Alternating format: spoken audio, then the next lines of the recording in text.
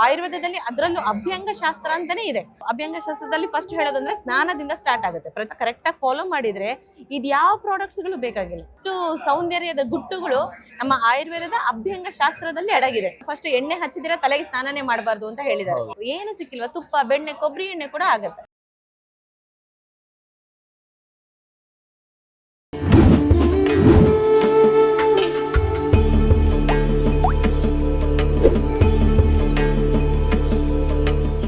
ನಮಸ್ಕಾರ. Dive deep with Badakila Pradeep ಕಾರ್ಯಕ್ರಮದ ಆಯುರ್ವೇದದ ವಿಶೇಷ ಸರಣಿಯ ಈ ಸಂಚಿಕೆಗೆ ನಿಮ್ಗೆಲ್ರಿಗೂ ಕೂಡ ಸ್ವಾಗತ. ಇಂದಿನ ಸಂಚಿಕೆಯಲ್ಲಿ ನಮ್ಮ ಜೊತೆ ಯಾವತ್ತು ಆಯುರ್ವೇದ ಅಲ್ಲ, ಸೌಂದರ್ಯದ ಬಗ್ಗೆ ಮಾತಾಡ್ತಾ ಇರುವಂತಹ ದೀಪಾ ನಾಗೇಶ್ ಅವರಿದ್ದಾರೆ. ಅವ್ರ ಜೊತೆ ಆಯುರ್ವೇದದ ಬಗ್ಗೆ ಮಾತಾಡೋಣ. ಸೌಂದರ್ಯದಲ್ಲಿ ಆಯುರ್ವೇದದ ಪಾತ್ರ ಹೇಗಿದೆ ಅಂತ ಅವ್ರ ಹತ್ರ ಕೇಳೋಣ. ನಮಸ್ಕಾರ, ನಮ್ಮ ಕಾರ್ಯಕ್ರಮಕ್ಕೆ ಮತ್ತೊಮ್ಮೆ ಸ್ವಾಗತ. ನಮ್ಮವರೇ ನೀವು, ಖುಷಿ ಆಗುತ್ತೆ. ತುಂಬಾ ತುಂಬಾ ಖುಷಿ ಆಗುತ್ತೆ. ಸೊ ಅದೇ, ಈಗ ಆಯುರ್ವೇದದ ಭೂಮಿಕೆ ನಮ್ಮ ಸೌಂದರ್ಯದ ಇದರಲ್ಲಿ, ಸೌಂದರ್ಯ ವರ್ಧನೆಯಲ್ಲಿ ಹೇಗಿದೆ ಅಂತ. ಹೌದು, ಆಯುರ್ವೇದದಲ್ಲಿ ಹೇಳ್ಬೇಕಂದ್ರೆ ಸೌಂದರ್ಯವರ್ಧನೆಗೂ ಆಯುರ್ವೇದಕ್ಕೂ ತುಂಬಾ ಹಳೆ ನಂಟು ಅಂತ ನಾನು ಹೇಳೋದಕ್ಕೆ ಇಷ್ಟಪಡ್ತೀನಿ. ಯಾಕಂದ್ರೆ ಇತ್ತೀಚೆಗೆ ಬಂದಿರೋ ಕಾಸ್ಮೆಟಿಕ್ಗಳಿಗಿಂತ ತುಂಬಾ ಮುಂಚೆನೆ, ಅಂದ್ರೆ 2000 ವರ್ಷಗಳ ಹಿಂದೆನೆ ಸೌಂದರ್ಯ ಪ್ರಜ್ಞೆ ಕೂಡ ಇತ್ತು, ಆಯುರ್ವೇದ ಕೂಡ ಇತ್ತು ಅಲ್ಲಿ.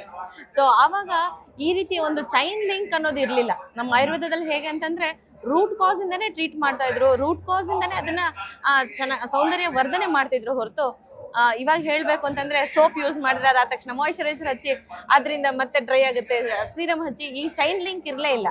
ಸೊ ನ್ಯಾಚುರಲಿ ಟ್ರೀಟ್ ಮಾಡೋದು ಆಯುರ್ವೇದದಲ್ಲಿ, ಅದರಲ್ಲೂ ಅಭ್ಯಂಗ ಶಾಸ್ತ್ರ ಅಂತಾನೆ ಇದೆ. ಸೊ ಅಭ್ಯಂಗ ಶಾಸ್ತ್ರ ಓದ್ಬಿಟ್ರೆ ಯಾರು ಬೇಕಾದ್ರೂ ಅವರು ಎಸ್ಟಾಬ್ಲಿಷ್ ಬ್ಯೂಟಿಷಿಯನ್ ಆಗ್ಬಿಡ್ಬೋದು. ಅಷ್ಟು ಸೌಂದರ್ಯದ ಗುಟ್ಟುಗಳು ನಮ್ಮ ಆಯುರ್ವೇದದ ಅಭ್ಯಂಗ ಶಾಸ್ತ್ರದಲ್ಲಿ ಅಡಗಿದೆ. ಸೊ ಅಷ್ಟು ಚೆನ್ನಾಗಿ ಇಲಿಸ್ಟ್ರೇಟ್ ಮಾಡಿದ್ದಾರೆ. ತುಂಬಾ ಹಳೆ ಟೆಕ್ನಿಕ್ಗಳನ್ನ ಈಗ ಸ್ವಲ್ಪ ಅದನ್ನ ಏನು ಮಾಡರ್ನೈಸ್ ಅಥವಾ ಹೊಸ ಟೆಕ್ನಾಲಜಿ ಅಂತ ಅಂದ್ಬಿಟ್ಟು ಎಸ್ಟಾಬ್ಲಿಷ್ ಮಾಡ್ತಾ ಇದ್ದಾರೆ. ಬಟ್ ಬಹಳಷ್ಟು ವರ್ಷಗಳಿಂದನೇ ನಮ್ಮ ಆಯುರ್ವೇದದಲ್ಲಿ, ಅದರಲ್ಲೂ ಅಭ್ಯಂಗ ಶಾಸ್ತ್ರದಲ್ಲಿ ಯಾವ ರೀತಿ skin care, hair care and health care ಮಾಡಬೇಕು ಅಂತ ತುಂಬಾ ಚೆನ್ನಾಗಿ ಇಲಿಸ್ಟ್ರೇಟ್ ಮಾಡಿದ್ದಾರೆ. ಅದನ್ನ ಫಾಲೋ ಮಾಡಿದ್ರೆ ಸಾಕು, ಬಂಡಲ್ಸ್ ಆಫ್ ಕೆಮಿಕಲ್ ಕಾಸ್ಮೆಟಿಕ್ಸ್ ಯಾವ್ದು ಬೇಕಾಗೋದೇ ಇಲ್ಲ. ಬಟ್ ಹೇಗೆ ಅಂದ್ರೆ ನಾವು ಅದನ್ನ ಹೋಗಿ ಒಂದು ಸಲೂನ್ ಅಲ್ಲೇ ಅಥವಾ ಇದರಲ್ಲಿ ಬ್ಯೂಟಿ ಇದ್ರಲ್ಲೇನೆ ಮಾಡ್ಬೇಕಾ? ಅದನ್ನ ನಮ್ಮ ಮನೇಲೆ ಮಾಡ್ಕೊಳ್ಬಹುದು, ಅಷ್ಟು ಈಸಿಯಾಗಿ ಹೇಳ್ಕೊಟ್ಟಿದ್ದಾರೆ. ಸಣ್ಣದಾಗಿ ಹೇಳ್ತಾ ಬರೋದಾದ್ರೆ, ಈಗ ಅಭ್ಯಂಗ ಶಾಸ್ತ್ರ ಅಂತ ಹೇಳಿದ್ನಲ್ಲ, ಅದ್ರಲ್ಲಿ ನಾವು ಟಾಪ್ ಟು ಟೋ ಸ್ಟಾರ್ಟ್ ಮಾಡೋಣ. ಸೊ ಅಭ್ಯಂಗ ಶಾಸ್ತ್ರದಲ್ಲಿ ಹೇಳಿರೋದು ಫಸ್ಟ್ ಎಣ್ಣೆ ಹಚ್ಚಿದ್ರೆ ತಲೆಗೆ ಸ್ನಾನನೇ ಮಾಡಬಾರ್ದು ಅಂತ ಹೇಳಿದ್ದಾರೆ. ಸೊ ಈಗ ಏನ್ ಮಾಡ್ತೀವಿ, ಆಯಿಲ್ ಎನ್ಕಾರ್ಪೊರೇಟೆಡ್ ಸೀರಮ್ ನ ಅಪ್ಲೈ ಮಾಡ್ಕೊಳಕ್ ಹೋಗ್ತೀವಿ. ಸೊ ನಾವು ಡೈವರ್ಷನ್ ತಗೊಂಡಿದ್ದೇವೆ ಅಷ್ಟೇ ಹೊರತು ಟೆಕ್ನಾಲಜಿ ತುಂಬಾ ಹಳೆದೇ ಇತ್ತು, ಮೂಲ ಅದೇ ಇದೆ. ಸೊ ಹಾಗಾಗಿ ಫಸ್ಟ್ ನಾವು ಹೇರಿಗೆ ಆಯಿಲ್ ಅಪ್ಲೈ ಮಾಡಬೇಕು. ಇದಾದ ಅಂತ ಅನ್ನೋದಕ್ಕಿಂತ ಹೆಚ್ಚಾಗಿ ನಮಗೆ ಲೋಕಲಿ ಯಾವ್ದು ಆಯಿಲ್ ಸಿಗುತ್ತೋ ಅದನ್ನ ಅಪ್ಲೈ ಮಾಡಿ ಒಂದು 8 hours ಬಿಟ್ಟು, ಅದಾದ ನಂತರ ಶಾಂಪೂ ವಾಶ್ ಖಂಡಿತ ಎಲ್ಲೂ ಇಲ್ಲಿಸ್ಟ್ರೇಟೇ ಮಾಡಿಲ್ಲ ನಮ್ಮ ಅಭ್ಯಂಗ ಶಾಸ್ತ್ರದಲ್ಲಿ. ಸೊ ನಮ್ಮ ಮನೆ ಹತ್ರನೇ ಅಥವಾ ನಮ್ಮ ಸುತ್ತಮುತ್ತ ಲೋಕಲ್ ಅಲ್ಲಿ ಸಿಗುವಂತ ಸೀಗೆಕಾಯಿ ಆಗಿರ್ಬೋದು, ಅಂಟುವಾಳಕಾಯಿ, ಇವನ್ ಅಗಸೆ ಬೀಜ, ದಾಸವಾಳದ ಎಲೆ, ಅಂಟುವಾಳಕಾಯಿ ಜೊತೆಗೆ, ಹೌದು ಹೌದು, ಇದೆಲ್ಲ ತುಂಬಾ ಚೆನ್ನಾಗಿ ತುಂಬಾ ಹೇರ್ ಕಂಡೀಷನಿಂಗ್ ಜೊತೆಗೆ ನಮ್ಮ ಹೇರ್ ನ ಅಂದ್ರೆ ಸ್ಟ್ರೆಂಥನಿಂಗ್ ಕೂಡ ಇನ್ಕ್ರೀಸ್ ಮಾಡ್ತಾ ಇತ್ತು. ಹಾಗಾಗಿ ಹೇರ್ ನ ಅಂದ್ರೆ ಯಾವ ತರದ ಹೇರ್ ಅಂತ ಅನ್ನೋದಕ್ಕೆ ಅನುಗುಣವಾಗಿ ನಾವು ಅದನ್ನ ವ್ಯತ್ಯಾಸ ಮಾಡ್ಕೊಂಡು ಹೋಗ್ಬೇಕಾಗತ್ತೆ. ಆಮೇಲೆ ಏನಾದ್ರು ಇವಾಗ ನಮಗೆ ಗೊತ್ತಿಲ್ಲ, ಏನೋ ಒಂದು ಬ್ಲೈಂಡ್ ಆಗಿ ಫೋಲ್ಡ್ ಮಾಡ್ತೀವಿ ಅಂದ್ರೆ ಆಯುರ್ವೇದದಲ್ಲಿ ತಪ್ಪಾಗೋದಿಲ್ಲ. ಈಗ ಕೆಮಿಕಲ್ ಅಲ್ಲಿ ಇದು ಗೊತ್ತಿಲ್ದಿರ ಅದನ್ನ ಬಳಸ್ಬಿಟ್ರೆ ಅದು ಅಡ್ವರ್ಸ್ ಆಕ್ಷನ್ ಆಗುವಂತ ಚಾನ್ಸಸ್ ಇರುತ್ತೆ. ಆದ್ರೆ ಆಯುರ್ವೇದದಲ್ಲಿ ಹಂಗೆ ಸಡನ್ ಅಡ್ವರ್ಸ್ ಎಫೆಕ್ಟ್ಸ್ ಏನೋ ಆಗೋದೇ ಇಲ್ಲ. ಸೊ ಅಭ್ಯಂಗ ಶಾಸ್ತ್ರದಲ್ಲಿ ಫಸ್ಟ್ ಹೇಳೋದಂದ್ರೆ ಸ್ನಾನದಿಂದ ಸ್ಟಾರ್ಟ್ ಆಗುತ್ತೆ. ಪ್ರತಿದಿನ ನಾವು ಹೆಂಗೆ ಡೇ ಸ್ಟಾರ್ಟ್ ಆಗೋದೇ ಸ್ನಾನದಿಂದನ. ಸೊ ಅಭ್ಯಂಗ ಅಂದ್ರೆ ನಥಿಂಗ್ ಬಟ್ ಸ್ನಾನ ಮಾಡೋದು, ಪ್ರಾಪರ್ ಆಗಿ ಹೇಗೆ ಸ್ನಾನ ಮಾಡೋದು ಮಾತ್ರನೇ ಅಲ್ಲ, ಅದರಲ್ಲಿ ನಮ್ಮ ಸ್ಕಿನ್ ಕೇರ್ ಹೇಗೆ ಮಾಡಬೇಕು ಅಂತ ಕೂಡ ತುಂಬಾ ಚೆನ್ನಾಗಿ ಇಲಿಸ್ಟ್ರೇಟ್ ಮಾಡಿದ್ದಾರೆ. ಸೊ ಹೇರ್ಗೆ ಫಸ್ಟ್ ಆಯಿಲ್ ಅಪ್ಲೈ ಮಾಡಿ ಅದನ್ನ 8 hours ಹಾಗೆ ಬಿಟ್ಟು, ನಂತರ ನಾವು ಸೀಗೆಕಾಯಿ, ಅಂಟುವಾಳಕಾಯಿನ ಚೆನ್ನಾಗಿ ರುಬ್ಬಿ ಅಥವಾ ಪೌಡರ್ ಫಾರ್ಮ್ ಅಲ್ಲಿ ಇದ್ರೆ ಅದನ್ನ ಬಿಸಿ ನೀರಲ್ಲಿ ಕಲಸಿ ಹೇರ್ ವಾಶ್ ಮಾಡೋದ್ರಿಂದ ಸ್ಟಾರ್ಟ್ ಆಗುತ್ತೆ. ಆಮೇಲೆ ಮುಖಲೇಪನ ಅಂತ ಕೂಡ ಇಲಿಸ್ಟ್ರೇಟ್ ಆಗಿದೆ. ಈಗ ಏನು ಫ್ಯಾನ್ಸಿ ಆಗಿ ನಾವು ಫೇಸ್ ಮಾಸ್ಕ್ ಅಥವಾ ನಾವು ಈ ತರದೆಲ್ಲ ಫ್ಯಾನ್ಸಿ ಕಾಸ್ಮೆಟಿಕ್ ಯೂಸ್ ಮಾಡ್ತಿದೀವಲ್ಲ, ಸೊ ಮುಖಲೇಪನ ತುಂಬಾ ಹಳೆ, ಅಂದ್ರೆ ನಮ್ಮ ಆಯುರ್ವೇದದಲ್ಲಿ ಸಾಕಷ್ಟು ಮುಖಲೇಪನಗಳ ಬಗ್ಗೆ ಇಲಿಸ್ಟ್ರೇಷನ್ ಆಗಿದೆ. ಪ್ರತಿದಿನ ಹಾಕ್ಬೇಕಂತ ಏನಿಲ್ಲ, ವಾರದಲ್ಲಿ 1 ದಿವಸ ಅಥವಾ 15 ದಿವಸಕ್ಕೊಮ್ಮೆ ನಮ್ಮ ಸ್ಕಿನ್ನಿಗೆ ಸೂಟ್ ಆಗುವಂತ ಆಯುರ್ವೇದಕ್ಕದ ಮುಖಲೇಪನಗಳನ್ನ ಹಚ್ಕೊಳ್ಳೋದ್ರಿಂದ ಕೂಡ ಬ್ಯೂಟಿ ಎನ್ಹಾನ್ಸ್ ಆಗುತ್ತೆ. ಸೊ ಹೇಗೆ ನಾವು ಈಗ ಹೇರ್ ಕೇರ್ ಹೇಳಿದ್ವಲ್ಲ, ಅದೇ ರೀತಿ ಫೇಸ್ ಕೇರ್ ಕೂಡ ನಾವು ಮಾಡ್ಕೊಳ್ಬೇಕು. ಫೇಸ್ ಕೇರ್ ಅಂತಂದ್ರೆ ಮುಖಕ್ಕೂ ಅಷ್ಟೇ ಸಾಕಷ್ಟು ರೀತಿಯ ತೈಲಗಳಿದೆ. ಕುಂಕುಮಾದಿ ತೈಲ, ಏಲಾದಿ ತೈಲ, ನಲ್ಪಮಾದಿ ತೈಲ. ಸೊ ಇದರಲ್ಲಿ ನಮ್ಮ ಸ್ಕಿನ್ಗೆ ಯಾವ್ದು ಸೂಟ್ ಆಗುತ್ತೋ ಅದನ್ನು ನೋಡಿ, ಅಥವಾ ರ್ಯಾಂಡಮ್ ಆಗಿ ತಗೊಂಡ್ರು ಏನು ಸೈಡ್ ಎಫೆಕ್ಟ್ ಅಂತ ಅಂತೂ ಆಗೋದೇ ಇಲ್ಲ. ಎಸ್ಪೆಷಲಿ ಚಳಿಗಾಲದಲ್ಲಿ ತುಂಬಾ ಇಲ್ಲೆಲ್ಲ ಡ್ರೈ ಸ್ಕಿನ್ ಆಗಿ ಬ್ರೇಕ್ಔಟ್ಸ್ ಆಗಿ ಎಲ್ಲ ಆಗಿರುತ್ತೆ. ಅದಕ್ಕೆ ಬಂಡಲ್ಸ್ ಆಫ್ ಕ್ರೀಮ್ಗಳು ಹಚ್ಚೋ ಅಗತ್ಯನೇ ಇಲ್ಲ. ಆಯುರ್ವೇದದ ಅಭ್ಯಂಗ ಶಾಸ್ತ್ರ ಕರೆಕ್ಟ್ ಆಗಿ ಫಾಲೋ ಮಾಡಿದ್ರೆ ಇದು ಯಾವ ಪ್ರಾಡಕ್ಟ್ಸ್ಗಳು ಬೇಕಾಗಿಲ್ಲ.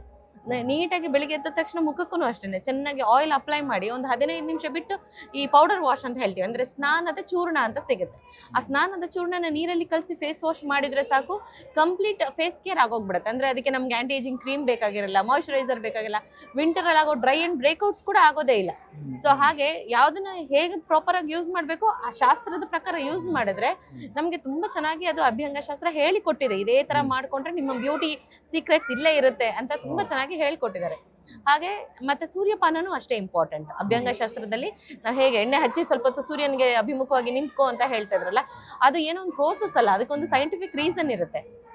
ಈಗ ಚೆನ್ನಾಗಿ ಹೀರ್ಕೊಳ್ಳುತ್ತೆ, ಮತ್ತೆ ಆ ಸೂರ್ಯನಿಂದ ಬರೋ ಕಿರಣಗಳ ಫಲಗಳು ಕೂಡ ತುಂಬಾ ಜಾಸ್ತಿ ಆಗುತ್ತೆ. ಜೊತೆಗೆ ಸುಖೋಷ್ಣ ಅಂತ ಹೇಳ್ತೀವಿ, ಅಂದ್ರೆ ಹಾಟ್ ಕಂಪ್ರೆಷನ್ ಅಂತ ಏನು ಈಗ LED ಲೈಟ್ ಎಲ್ಲ ಹಾಕಿ ಫ್ಯಾನ್ಸಿ ಆಗಿ ಫೇಶಿಯಲ್ ಎಲ್ಲ ಮಾಡ್ತಾರಲ್ಲ, ಸೀರಿಯಸ್ಲಿ ಬಕ್ವಾಸ್ ಅದೆಲ್ಲ. ಅವ್ರನ್ನೇ ಹೋಗಿ ಟೆರೆಸ್ ಅಲ್ಲಿ ಕೂರಿಸಿದ್ರೆ ಸೀರಿಯಸ್ಲಿ ಅದ್ರಲ್ಲಿ UV ಲೈಟ್ ಇರುತ್ತೆ, ಇದಿರುತ್ತೆ ಎಲ್ಲ ಹೇಳ್ತಾರಲ್ಲ, ಎಲ್ಲದನ್ನು ನಮ್ಮ ಸನ್ಲೈಟ್ ಅಲ್ಲಿ ಇದ್ದೇ ಇದೆ. ಹಾಗಾಗಿ ಸೂರ್ಯಾಭಿಮುಖವಾಗಿ ಕುತ್ಕೊಂಡ್ರೆ ಸಾಕು. ಎಷ್ಟು ಹೊತ್ತು ಯಾವ ಸಮಯದಲ್ಲಿ ಇರ್ಬೇಕು ಅನ್ನೋದನ್ನ ತಿಳ್ಕೊಂಡು ಮಾಡ್ಬೇಕು. ಸೂರ್ಯ ಉದಯ ಆಗುವಾಗ ಅಥವಾ ಸೂರ್ಯ ಅಸ್ತ ಆಗುವಾಗ ಎರಡು ಟೈಮಲ್ಲಿ ಇದನ್ನ ಮಾಡಬಹುದು. ಮುಖಕ್ಕೆ ಕೋಮಲವಾಗಿರುತ್ತೆ, ಹೌದು ಹೌದು. ಅವಾಗ ವಿಟಮಿನ್ ಡಿ ಕೂಡ ತುಂಬಾ ಹೇರಳವಾಗಿ ನಮ್ಗೆ ಸಿಗುತ್ತೆ ಅನ್ನೋ ಕಾರಣಕ್ಕೋಸ್ಕರ ಅವಾಗ ಡೈರೆಕ್ಟ್ ಆಗಿ ಕುತ್ಕೊಳ್ಬಹುದು. ಮುಖಕ್ಕೆ ಏನಾದ್ರು ಆಯಿಲ್ ಹಚ್ಚಿನೇ ಕುತ್ಕೋಬೇಕು. ಏನು ಸಿಕ್ಕಿಲ್ವಾ, ತುಪ್ಪ, ಬೆಣ್ಣೆ, ಕೊಬ್ಬರಿ ಎಣ್ಣೆ ಕೂಡ ಆಗತ್ತೆ. ಅದನ್ನ ಹಚ್ಚಿ ಸೂರ್ಯನ್ಗೆ ಅಭಿಮುಖವಾಗಿ ಕುತ್ಕೊಂಡು ಒಂದು ಜಪ ಮಾಡೋದು, ಓಂಕಾರದ ಜಪ ಮಾಡಿದ್ರೆ ಸಾಕಾಗತ್ತೆ, ಸೂರ್ಯಪಾನ ಅಂತ ಹೇಳ್ತೀವಿ. ಅದನ್ನ ಮಾಡೋದ್ರಿಂದ ಚಳಿಗಾಲದಲ್ಲಿ ಯಾವುದೇ ರೀತಿಯ ಬ್ರೇಕ್ಔಟ್ಸ್ ಕೂಡ ಆಗೋದೇ ಇಲ್ಲ. ಯಾಕಂದ್ರೆ ಸೂರ್ಯನಲ್ಲಿರೋ ಉಷ್ಣ ಅಂದ್ರೆ ಅದನ್ನ ಸುಖೋಷ್ಣ ಅಂತ ಹೇಳ್ತೀವಿ. ಆ ಉಷ್ಣ ಜೊತೆಗೆ ನಮ್ಗೆ ಸಿಗುವಂತ ವಿಟಮಿನ್ ಡಿ ಇದೆರಡನ್ನು ಸೇರಿ ಸ್ಕಿನ್ ಪ್ರಾಬ್ಲಮ್ ಕಡಿಮೆ ಆಗುತ್ತೆ. ಈವನ್ ಹೇರ್ ಕೂಡ ಅಷ್ಟೇನೆ. ಮುಂಚೆಲ್ಲ ತಲೆ ಸ್ನಾನ ಮಾಡಿದ ತಕ್ಷಣ ಬಿಸಿಲಲ್ಲಿ ಹೋಗಿ ಕೂದಲ ಒಣಗಿಸ್ಕೋ ಅಂತ ಹೇಳ್ತಾ ಇದ್ರು, ಇವಾಗ ಆ ಪದ್ಧತಿನೇ ಬಿಟ್ಟೋಗಿದೆ. ಸೊ ಯಾಕೆ ಕೂದಲನ್ನ ಒಣಗಿಸ್ತಾರೆ? ಹೇರ್ ಡ್ರೈಯರ್ ಬಂದ್ಬಿಟ್ಟಿದೆ, ಎಲ್ಲದನ್ನು ಮಿಷಿನ್ ಟೇಕ್ ಓವರ್ ಮಾಡ್ಬಿಟ್ಟಿದೆ. ಸೊ ಸೂರ್ಯನ ಬಿಸಿಲಿನಲ್ಲಿರುವಂತಹ UV ಲೈಟ್ ಏನಿದೆ ನಮ್ಗೆ ಬೇಕಾಗತ್ತೆ. ಮತ್ತೆ ನಾವು ಹೇರ್ ವಾಶ್ ಮಾಡಿದಾಗ ಅದರಲ್ಲಿರೋ ನೀರಿನ ಅಂಶ ಆ ಸೂರ್ಯನ್ಗೆ ಕಿರಣಗಳಿಗೆ ತಾಗದಾಗ ಅಲ್ಲಿ ಓಝೋನ್ ಕ್ರಿಯೇಟ್ ಆಗುತ್ತೆ. ಸೊ ಅದನ್ನ ನಾವು ಆಕ್ಸಿಜನ್ ಬೂಸ್ಟಿಂಗ್ ಸೀರಮ್ ಅಂತ ಹೇಳ್ತೀವಿ, ಅದಕ್ಕೆ ಆಕ್ಸಿಜನ್ ಬೂಸ್ಟಿಂಗ್ ಸ್ಟೀಮ್ ಅಂತೆಲ್ಲ ಹೇಳ್ತೀವಿ. ಇದಿಷ್ಟು ನಮ್ಗೆ ಸನ್ಲೈಟ್ ಅಲ್ಲೇ ಸಿಗುತ್ತೆ. ಹಾಗಾಗಿ ತಲೆ ಸ್ನಾನ ಮಾಡಿದಾಗ ಕೂದಲನ್ನ ಒಣಗಿಸಿದಾಗ ಸೂರ್ಯನ ಬಿಸಿಲು, ನೀರಿನ ಅಂಶ, ಗಾಳಿ ಎಲ್ಲ ಸೇರಿ ನಮ್ಗೆ ಹೇರ್ ಡೆನ್ಸಿಟಿ ತುಂಬಾ ಇನ್ಕ್ರೀಸ್ ಆಗ್ತಿತ್ತು. ಯಾರೆಲ್ಲ ತಲೆ ಸ್ನಾನ ಮಾಡಿ ಕೂದಲನ್ನ ಬಿಸಿಲಲ್ಲಿ ಒಣಗಿಸ್ತಾರೋ ಅವ್ರಿಗೆ ಹೇರ್ ಡೆನ್ಸಿಟಿ ತುಂಬಾ ಚೆನ್ನಾಗಿರುತ್ತೆ. ಬಾಡಿಗೆ ಬರೋದಾದ್ರೆ ಬೇರೆ ಅಂದ್ರೆ ಈಗ ಕಂಪ್ಲೀಟ್ ಬಾಡಿ ಅಭ್ಯಂಗ ಶಾಸ್ತ್ರ ಅಂತ ಹೇಳಿದಾಗ ಇವಾಗ ಸ್ನಾನ ಮಾಡ್ಬೇಕಂದ್ರೂ ಅಷ್ಟೇ ತಾಮ್ರದ ಹಂಡೆಗಳಲ್ಲಿ ಬಿಸಿ ನೀರನ್ನ ಕಾಯಿಸೋರು. ಅದಕ್ಕೂ ಒಂದು ಪ್ರಾಪರ್ ರೀಸನ್ ಇರ್ತಿತ್ತು. ಯಾಕೆ ಸ್ಟೀಲ್ ಇಂದೆಲ್ಲ ಯೂಸ್ ಮಾಡ್ತಾರಿಲ್ಲ ಅಂತ, ಯಾಕಂದ್ರೆ ರಾತ್ರಿನೇ ನೀರು ತುಂಬಿಸಿಟ್ಟಿರೋರು, ಅದು ಕಾಪರ್ ಚಾರ್ಜ್ಡ್ ವಾಟರ್ ಆಗಿ ಕನ್ವರ್ಟ್ ಆಗ್ತಿತ್ತು. ಅದಕ್ಕೆ ಬೆಂಕಿ ಅಂದ್ರೆ ಅಗ್ನಿಸ್ಪರ್ಶ ಆದ ತಕ್ಷಣ ಅದರಲ್ಲಿ ಸಾಕಷ್ಟು ಪ್ರಾಪರ್ಟೀಸ್ ರಿಲೀಸ್ ಆಗೋದಕ್ಕೆ ಸ್ಟಾರ್ಟ್ ಆಗ್ತಿತ್ತು. ಆವಾಗ ಚರ್ಮ ರೋಗಗಳೆಲ್ಲ ಬರ್ತಾ ಇರ್ಲಿಲ್ಲ, ಸೆನ್ಸಿಟಿವ್ ಸ್ಕಿನ್ ಇರ್ತಾ ಇರ್ಲಿಲ್ಲ, ತುಂಬಾ ಬೇಗ ಟ್ಯಾನ್ ಆಗ್ತಾ ಇರ್ಲಿಲ್ಲ. ಸೊ ಇದೆಲ್ಲ ರೀಸನ್ ಏನಕ್ಕೆ ಅಂದ್ರೆ ಕಾಪರ್ ಚಾರ್ಜ್ಡ್ ವಾಟರ್ ಇಂದ ಸ್ನಾನ ಮಾಡ್ತಾ ಇದ್ದಿದ್ರಿಂದಾನೇ ಅದೆಲ್ಲ ಅಭ್ಯಂಗ ಶಾಸ್ತ್ರದಲ್ಲಿ ಅದಕ್ಕೆ ಅಷ್ಟು ಚೆನ್ನಾಗಿ ಇಲ್ಯುಸ್ಟ್ರೇಟ್ ಆಗಿದ್ದು. ಆಮೇಲೆ ಯಾವ್ದೋ ಎಲೆಕ್ಟ್ರಿಕ್ ಮಿಷಿನ್ ಇಂದ ನಾವು ಬಿಸಿ ಮಾಡ್ತಾ ಇರ್ಲಿಲ್ಲ, ವುಡನ್ ಇದರಿಂದಾನೇ ಮಾಡ್ತಾ ಇದ್ದಾರೆ. ಅಂದ್ರೆ ಹಂಡೆ ಒಲೆ ಅಂತಂದ್ರೆ ಅದನ್ನ ಕಟ್ಟಿಗೆಗಳನ್ನೇ ಉಪಯೋಗಿಸಿ ಬಿಸಿ ಮಾಡ್ತಾ ಇದ್ದು. ಆ ಕಟ್ಟಿಗೆಗಳಲ್ಲಿರೋ ತತ್ವ ಕೂಡ ನೀರೊಳಗಡೆ ಹೋಗ್ತಾ ಇತ್ತು.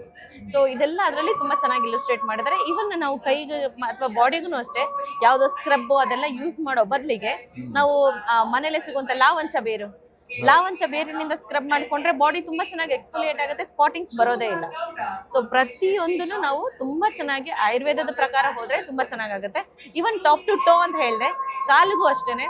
ಅಭ್ಯಂಗದಲ್ಲಿ ಹೇಗೆ ಹೇಳಿದ್ರೆ ಅಕ್ಕಿ ತೊಳೆದಿರೋ ನೀರ್ ಇರುತ್ತಲ್ಲ, ಮನೆಯಲ್ಲಿ ದಿನ ಬಳಕೆಗೆ ಅಕ್ಕಿ ತೊಳೆದಿರೋ ನೀರನ್ನ ನಾವು ಒಂದು ಬೇಸನಲ್ಲಿ ಹಾಕಿ ಕಾಲನ್ನ ಸೋಪ್ ಮಾಡಿ ಒಂದು 20 ನಿಮಿಷ ಬಿಟ್ಟು ಆಮೇಲೆ ಕಾಲನ್ನ ಅಂದ್ರೆ ನೀಟಾಗಿ ಸ್ವಚ್ಛ ಮಾಡ್ಕೊಳ್ಳೋದ್ರಿಂದ ಕಾಲು ಒಡೆಯೋದು ಕೂಡ ತಪ್ಪುತ್ತೆ. ಮತ್ತೆ ಬಾಡಿ ಕೂಡ ತುಂಬಾ ಕೂಲೆಂಟ್ ಆಗುತ್ತೆ. ಯಾರಿಗೆಲ್ಲ ತುಂಬಾ ಸ್ವೆಟ್ ಆಗ್ತಾ ಇರುತ್ತೆ ಅಥವಾ ಶುಗರ್ ಇರೋಂಥವ್ರಿಗೆ ಪ್ರಿಕಿಂಗ್ ತರ ಆಗ್ತಾ ಇರುತ್ತೆ, ಅದನ್ನೆಲ್ಲ ರೆಡ್ಯೂಸ್ ಮಾಡ್ಬೇಕಂದ್ರೆ ಕೂಡ ನಾವು ಅದನ್ನ ಪಾದಸ್ಪರ್ಶ ಅಂತ ಹೇಳಿ ನೀವು ಪ್ರಯೋಗ ಮಾಡಿರುವಂತದ್ದು. ಹೌದು, ಎಲ್ಲ 20 ವರ್ಷದಿಂದ ಪ್ರಯೋಗ ಮಾಡಿರುವಂತದ್ದೇ. ಪ್ರತಿಯೊಬ್ಬರಿಗೂ ಯೂಸ್ ಕೂಡ ಆಗಿರುತ್ತೆ without any side effect. Top to toe ಅದು ಯೂಸ್ ಆಗುವಂತ ಒಂದು ಒಳ್ಳೆ ಕ್ರಮ ನಮ್ಮ ಆಯುರ್ವೇದದಲ್ಲಿ ಇದೆ. ಮತ್ತೆ ದೀಪಾ ನಾಗೇಶ್ ಅವ್ರ ಹತ್ರ ಹೀಗೆ 10 ನಿಮಿಷ ಮಾತಾಡಿದ್ರೆ ನಮ್ಗೆ ಬೇಕಾದಷ್ಟು ಮಾಹಿತಿಗಳನ್ನ ತಿಳ್ಕೊಳಕ್ ಆಗಲ್ಲ. ಅದಕ್ಕೋಸ್ಕರನೇ ಅವ್ರ ಜೊತೆಗೆ ನಾವು ಒಂದು ವಿಶೇಷವಾದಂತಹ ಸೌಂದರ್ಯ ಜ್ಞಾನ ಅನ್ನುವಂಥ ಒಂದು ಸರಣಿಯನ್ನೇ ಮಾಡ್ತಾ ಇದೀವಿ. ಸೊ ನಮ್ಮ ಚಾನೆಲ್ ಅಲ್ಲಿ ಅದು ಕೂಡ ಬರುತ್ತೆ. ಖಂಡಿತ ಇವತ್ತಿನ ಈ ಸಂದರ್ಭದ ಮಟ್ಟಿಗೆ ನಮಗೆ ಆಯುರ್ವೇದದ ಒಂದು ಚೌಕಟ್ಟಿನಲ್ಲಿ ನೀವು ಹೇಳಿದ್ರು ಕೂಡ ಅವರು ಪ್ರತಿಯೊಂದು ಸಂಚಿಕೆಯಲ್ಲೂ ಕೂಡ ಆ ವಿಚಾರಗಳು ಏನ್ ಬರ್ತವೆ ಅದರಲ್ಲಿ ನಮ್ಮ ಸನಾತನ ಸಂಸ್ಕೃತಿಯದ್ದು ಆಯುರ್ವೇದದ ಉಲ್ಲೇಖಗಳು ಬರ್ತಾನೆ ಇರ್ತವೆ. ಸೊ ಅದನ್ನು ಕೂಡ ನೀವು ವೀಕ್ಷಿಸಬಹುದು. ಇವಾಗ ಸದ್ಯಕ್ಕೆ ನಾವು ಇಷ್ಟು ಹೊತ್ತು ನಮ್ ಜೊತೆ ನೀವು Thank you, ಸಮಯ ಕೊಟ್ಟು thank you. ಮಾತನಾಡಿದ್ದಕ್ಕೆ ಥ್ಯಾಂಕ್ ಯು ಸೋ ಮಚ್. ಪ್ರತಿಯೊಂದು ವೇದಿಕೆಯಲ್ಲೂ ನನ್ನನ್ನು ಕರೆದು ಇಷ್ಟೊಂದು ಒಳ್ಳೆ ಟೈಮ್ ಜೊತೆಗೆ ಇಷ್ಟು ಒಳ್ಳೆ ಒಂದು ಪ್ರೋಗ್ರಾಮ್ ಅಥವಾ ಒಂದು ಕಂಟೆಂಟ್ ಕೊಡೋದಕ್ಕೆ ನನಗೆ ಸಪೋರ್ಟ್ ಮಾಡ್ತಾ ಇದ್ದೀರಾ. So it's a big platform ಅಂತ ಹೇಳೋದಕ್ಕೆ ಇಷ್ಟಪಡ್ತೀನಿ. ಇದೇ ತರನೇ ಒಂದು ಒಳ್ಳೆ ವೇದಿಕೆ ಕೊಡಿ. ಪ್ರತಿಯೊಂದು ಎಪಿಸೋಡಲ್ಲೂ ಅಥವಾ ಪ್ರತಿಯೊಂದು ಸಂಚಿಕೆಯಲ್ಲೂ ಏನೋ ಒಂದು ವಿಶೇಷತೆ ಇರುತ್ತೆ. ಎಲ್ಲದಕ್ಕಿಂತ ಹೆಚ್ಚಾಗಿ ನಿಮ್ಮ ಜೊತೆ ಈ ವಿಚಾರಗಳನ್ನ ಅಂದ್ರೆ ಶೇರ್ ಮಾಡ್ಕೊಳ್ಳೋದೇ ಒಂದು ಖುಷಿಯಾದ ಅನುಭವ. Thank you so much once again. Thank you. So ಮುಂದಿನ ಸಂಚಿಕೆಯಲ್ಲಿ ಸಿಗೋಣ. ಆದರೆ ಬೆಳಕಿಲಾ ಪ್ರದೀಪ್ ಯೂಟ್ಯೂಬ್ ಚಾನಲ್ ಅನ್ನ ನೀವು ಸಬ್ಸ್ಕ್ರೈಬ್ ಮಾಡಿ. ದೀಪಾ ನಾಗೇಶ್ ಅವರ ಜೊತೆಗಿನ ವಿಶೇಷ ಸರಣಿಯನ್ನು ಕೂಡ ನೀವು ಪ್ರತಿ ವಾರ ನೋಡ್ಬೋದು ಅಂತ ಹೇಳ್ತಾ ಈ ಸಂಚಿಕೆಯನ್ನ ಇಲ್ಲಿಗೆ ಮುಕ್ತಾಯಗೊಳಿಸ್ತಾ ಇದ್ದೀನಿ. ನಮಸ್ಕಾರ.